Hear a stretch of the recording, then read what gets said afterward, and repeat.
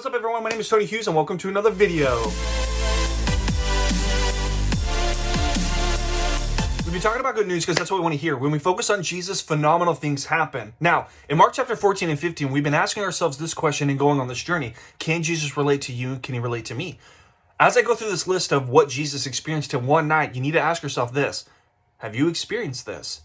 Can Jesus honestly relate to us? This is what it says. Jesus experienced high anxiety. He was betrayed by a close friend. He was deserted in a time of need, lied about, spit at, abused, disowned, mocked, insulted, and ultimately crucified. This was in one night. This is crazy, right? This is a tough time for Jesus' life.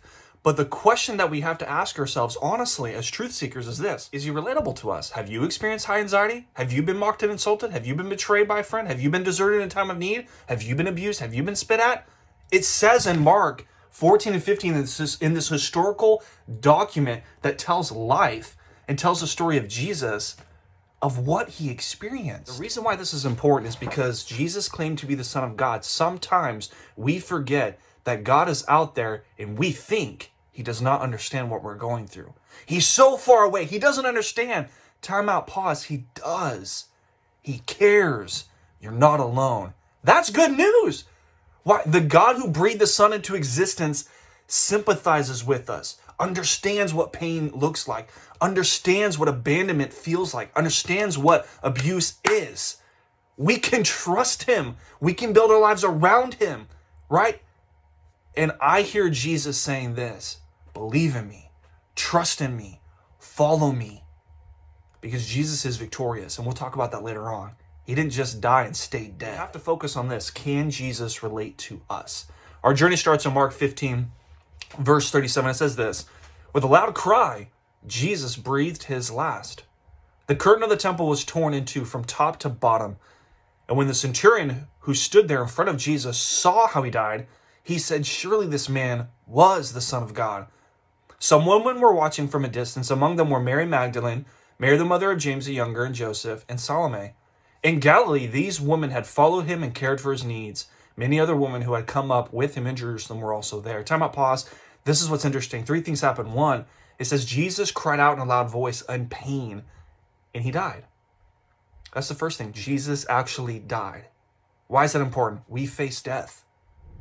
I'm 32 years old. I'm not worried about death. I have like 50 years, right?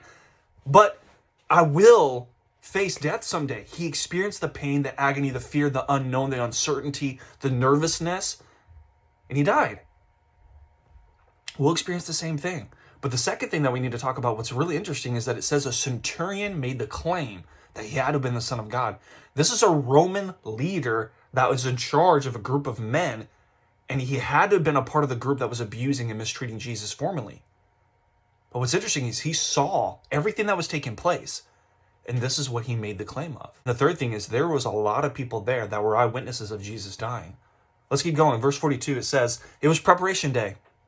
So, as evening approached, a man named Joseph of Arimathea, a prominent member of the council who was himself waiting for the kingdom of God, went boldly to Pilate and asked for Jesus' body. Pilate was surprised to hear that he had already died. Summoning the centurion, he asked if Jesus had already died. When he learned from the centurion that it was so, he gave the body to Joseph. So Joseph bought some linen cloth, took down the body, wrapped it in the linen, and placed it in the tomb cut out of the rock. Then he rolled the stone against the entrance of the tomb. Mary Magdalene and Mary the mother of Joseph saw where they laid him.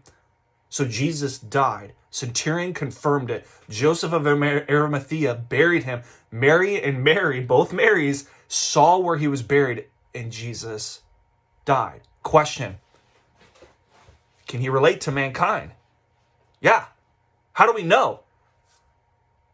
He was abused. He was rejected. He was insulted. He was betrayed. All these things. But not only that, he actually died. And there's eyewitnesses saw Jesus die on the cross. And a man who was a centurion that didn't believe in God said, this had to have been the Son of God. And he saw him die.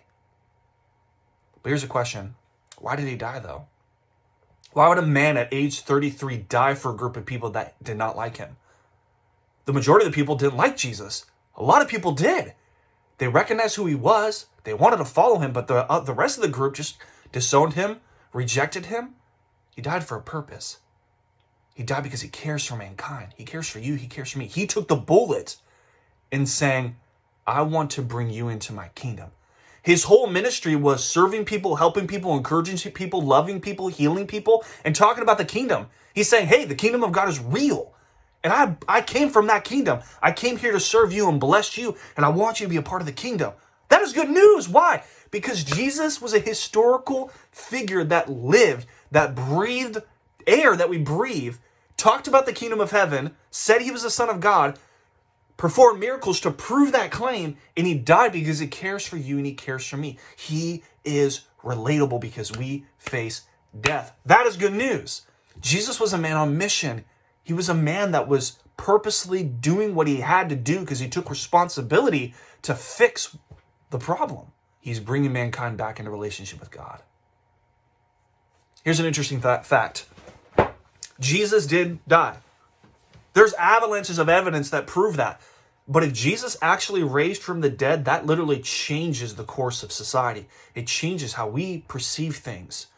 There's so much historical evidence out there from Christian sources, non-Christian sources, Jewish sources that claim that Jesus did resurrect from the dead. If he did resurrect, that changes everything.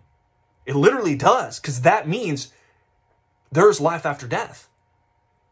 I don't know about you, but that's encouraging.